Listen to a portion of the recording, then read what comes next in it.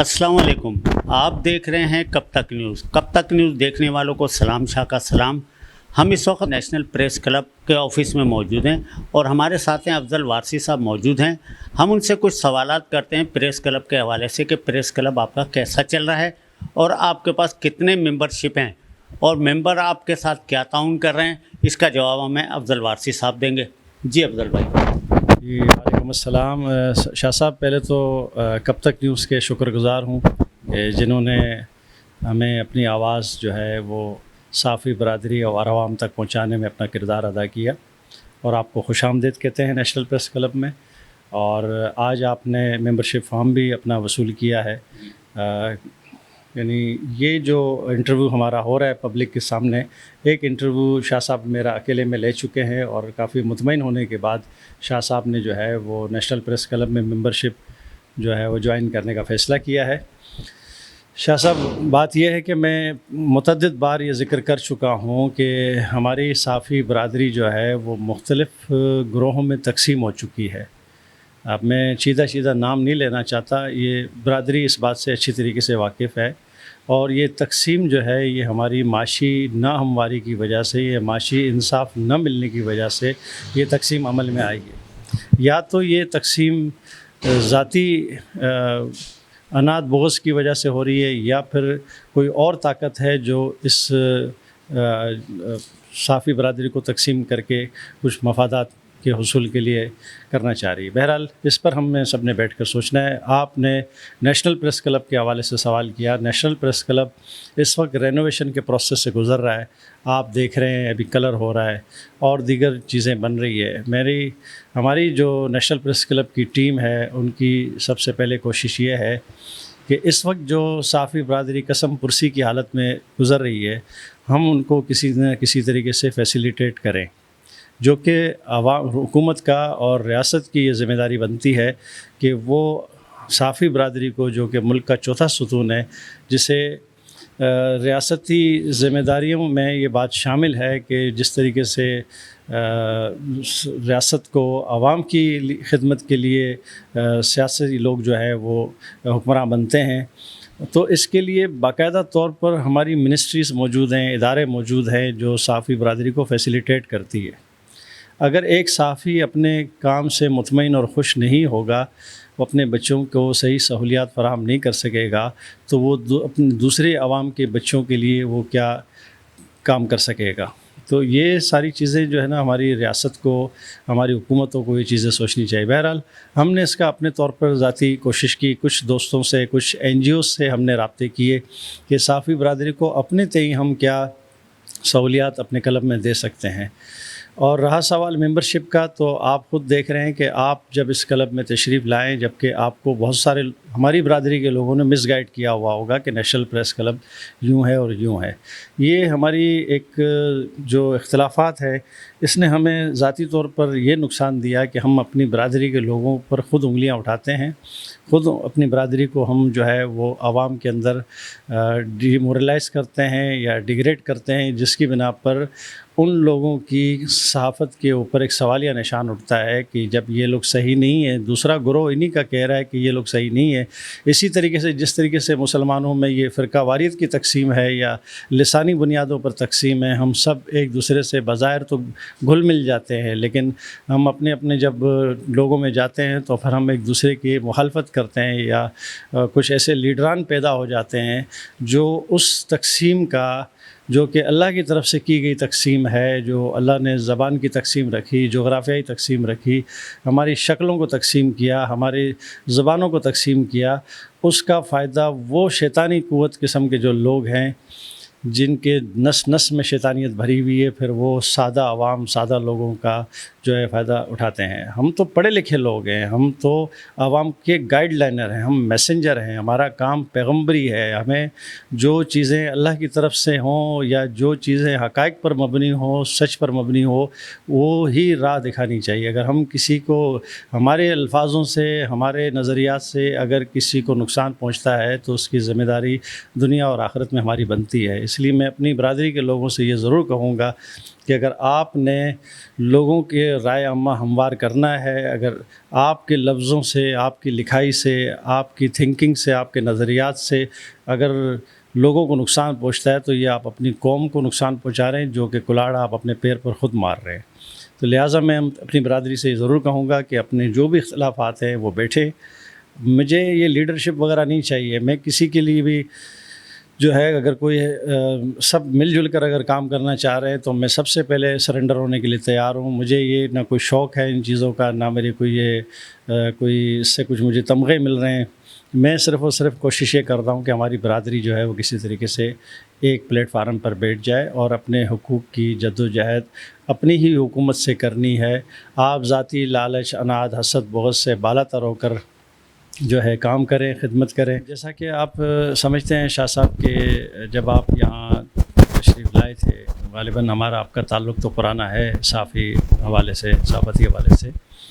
تو آپ کنونس ہوئے، جو مس انڈرسٹینڈنگز آپ کے اندر موجود تھی۔ میں کچھ آپ کے چینل کے توسل سے اپنی برادری کو یہ بات ضرور کہنا چاہوں گا، جو ہمیں پرسنلی جانتے ہیں، جو ہمارے کریکٹر کو، کردار کو، صحافتی جو ہمارا کیریئر ہے تو وہ تو اچھے طریقے سے جانتے ہیں۔ کچھ لوگ اپنا سیاسی بیان داغتے ہیں، کیونکہ صحافتی جو تنظیمیں، آرگنائزیشنز ہیں، اس میں بھی اب سیاست گھس چکی ہے، اور آپ کو ہمارے ملک کی سیاست کا پتہ ہے۔ یہاں پر اس پر ایک بہت لمبا ٹاپک ہے، اس پر پھر کبھی ڈسکس کریں گے۔ سب سے پہلے میں یہ کہوں گا کہ اگر جو لوگ ہمارے لیے یہ ابہام پھیلاتے ہیں شہر میں، ملک میں، صحافتی برادری کے اندر، کہ نیشنل پریس کلب کے لوگ یوں ہیں یا فلاں ہیں یا اس طریقے سے ہیں، تو میں ان کو یہ بات ضرور بتاتا ہوں کہ پاکستان کی جو صحافت ہے وہ 3 طبقات میں تقسیم ہے۔ ایک اخباری مالکان میں، پبلشرز، ایک ایڈیٹر طبقے کے اندر، ایک جرنلسٹ جو رپورٹرز جسے کہتے ہیں، اس میں فوٹو جرنلسٹ بھی تھوڑا بہت شامل کر لیں، اور ایک جو ہے نچلا طبقہ ہے جو ان اخبارات کو تقسیم کے مراحل سے، چھاپنے کے مراحل سے، یا آپ تک پہنچانے کے مراحل سے، اس میں کیبل آپریٹر بھی آ جاتے ہیں، اس میں ڈسپیچر بھی لوگ آ جاتے ہیں، تو وہ ایک الگ سسٹم ہے نیچے۔ پھر ان سب کی آرگنائزیشنز بنی ہوئی ہیں، اخباری مالکان کی جیسے APNS بنی ہوئی ہے، اور APRNS بنی ہوئی ہے، CPNE کونسل بنی ہوئی ہے ایڈیٹرز کی، اسی طریقے سے رپورٹرز کی جو ہے PFUJ، اور بعد میں نیچے KUJ کے جو بنے ہوئے ہیں سلسلے۔ اس کے بعد ایپنک ہے، all Pakistan newspaper employees confederation جو بنی ہوئی ہے، وہ امپلائز کی بنی ہوئی ہے۔ تو یہ وہ صحافتی فورم ہیں پاکستان کے جو مانے ہوئے ہیں، جو بڑے ہیں، جن کے عالمی اداروں کے ساتھ بھی، جو عالمی تنظیمیں، ان کے ساتھ ایفیلیشن ہے، باقاعدہ رابطے ہونا، اور ہے باقاعدہ ان کا گٹھ جوڑ ہے آپس میں، یہ ان کے ساتھ منسلک ہے، اور یہ ادارے وہاں جا کر رجسٹرڈ ہیں۔ تو پاکستان کی جو فیڈرل یونین جرنلسٹ ہے، الحمدللہ نیشنل پریس کلب میں اس کے 2 ذمہ دار عہدیدار جو ہمارے کلب کے عہدیداران ہیں، وہی پاکستان فیڈرل یونین جرنلسٹ کے بھی عہدیداران ہیں۔ اب یہ الگ بات ہے کہ پاکستان فیڈرل یونین جرنلسٹ میں جو ہے گروپس ہو چکے ہیں۔ اسی طریقے سے ہم جو کراچی کی سطح پر آتے ہیں، تو کراچی میں کراچی یونین آف جرنلسٹ ہے، اس میں بھی گروپس ہیں، لیکن ایک گروپ جو ہے اس کا ہمارے پاس 2 عہدے، ہماری ذمہ داریاں، ہم عہدوں کو اصل میں ذمہ داریاں سمجھتے ہیں، کیونکہ سید القوم خادم القوم، قوم کا سربراہ جو ہے وہ قوم کا خادم ہے۔ اب قوم سے مراد کوئی بھی ادارہ یا کوئی بھی آپ سلسلہ لے لیں۔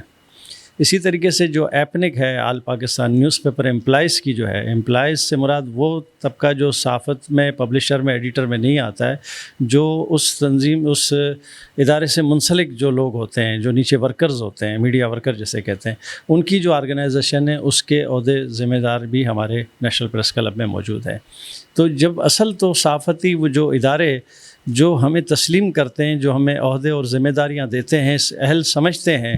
تو وہ ہمیں جو ہے اپنے فورمز کے اندر شامل کیا ہوا۔ پاکستان کے بڑے فورمز کی میں بات کر رہا ہوں، یہ چھوٹی موٹی تنظیموں، آرگنائزیشن کی بات نہیں کر رہا۔ تو وہ جو لوگ ہمارے لیے ابہام پھیلاتے ہیں، ہمیں سب بات کا پتہ ہے، ہم بھی اسی کلچر کے لوگ ہیں، اسی میڈیا سے تعلق ہے ہمارا، اور ایک ایک دوستوں کو ہم جانتے بھی ہیں کہ کس کی رائے ہمارے لیے کیا ہو سکتی ہے۔ تو یہ سب چیزیں اب وہ لوگ جو بڑے اداروں کی بات کرتے ہیں کہ ہم یہ بڑے ادارے سے منسلک ہیں اس لیے بڑے صحافی ہیں، تو یہ طبقاتی تقسیم جو ہے جب ہمارے الیکشن کا موقع آتا ہے تو پھر ایک معمولی جو معذور ہے نا، جو آدھا آدمی ہے، اس کا بھی یہ پورا ووٹ گنتے ہیں، ایک چھوٹا ادارہ ہے اس کا بھی یہ پورا ووٹ گنتے ہیں، ووٹنگ کے بارے میں یہ لوگ پورے مکمل ہو جاتے ہیں، پورے یعنی کہتے ہیں کہ یہ پورا ووٹ ہے ہمارا، لیکن جب وہ بات آتی ہے جہاں دوسرے معاملات کی تو پھر یہ کہتے ہیں یہ تو چھوٹے اخبار ہیں، یہ چھوٹے چینل ہیں، ان کی کیا حیثیت ہے، یہ تو یوٹیوبرز ہیں، آتے ہیں انہی لوگوں کے پاس سے گھوم پھر کے،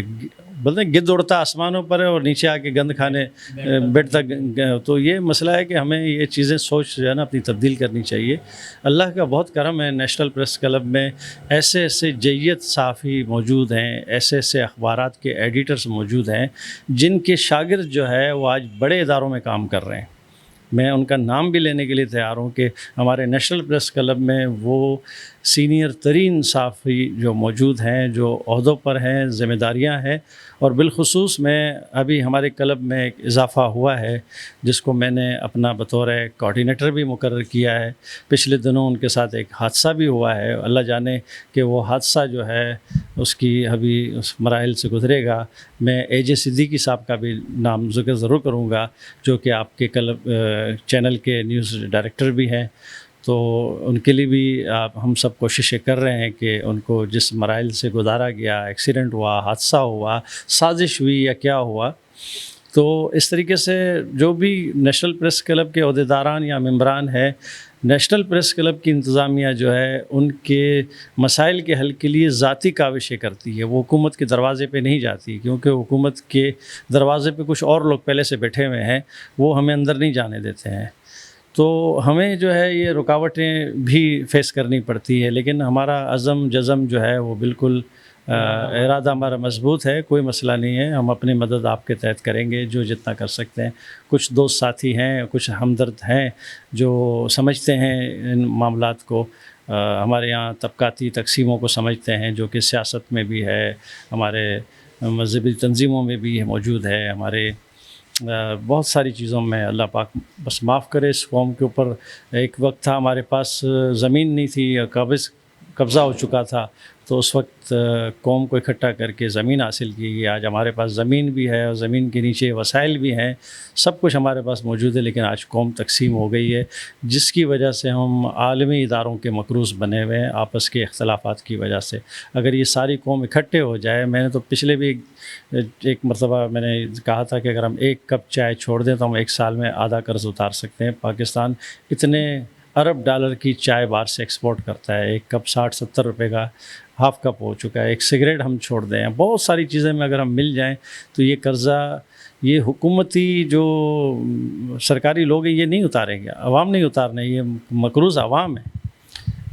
حاکم مقروض نہیں ہے، یہ میں آپ سے پھر کہہ رہا ہوں، کیونکہ بلز وغیرہ تکلیفیں سب عوام اس پروسیس سے گزر رہی ہے۔ کسی بھی حاکم کو اس مہنگائی، اس معاملات سے، بجلی کے بڑھنے سے، لوڈ شیڈنگ سے ان کو کوئی تکلیف نہیں ہے، تکلیف عوام کو ہے، اور عوام کے پاس اس کا حل موجود ہے، لیکن عوام تقسیم ہے۔ جب عوام اکٹھے ہو جائے گی انشاءاللہ ایک دن یہ ضرور آئے گا تو پاکستان کی تقدیر بدل جائے گی، اور یہ کام صحافی برادری نے کرنا ہے۔ میں آپ کو بتاؤں کہ پاکستان جس شخص نے بنایا اس کو اللہ تعالیٰ نے تینوں صلاحیتوں سے نوازا ہوا تھا، ایک سیاست دان بھی تھے اور قلم دان بھی تھے، یعنی وکیل بھی تھے، اور صحافی بھی تھے وہ، تو ہمیں اسی شخص کے نقش قدم پر چلنا ہے، اور انشاءاللہ پاکستان ایک عظیم مملکت بن سکتا ہے۔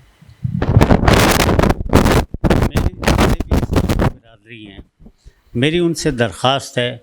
کہ ہمارے اے جے صدیقی جو اس وقت بیڈ ریسٹ پہ ہیں ان کے لیے بھی دعائیں خاص کریں، تاکہ یہ اللہ تعالیٰ ان کو جلدی تندرستی عطا فرمائے اور یہ اپنی فیلڈ میں دوبارہ شامل ہو جائیں۔ السلام علیکم۔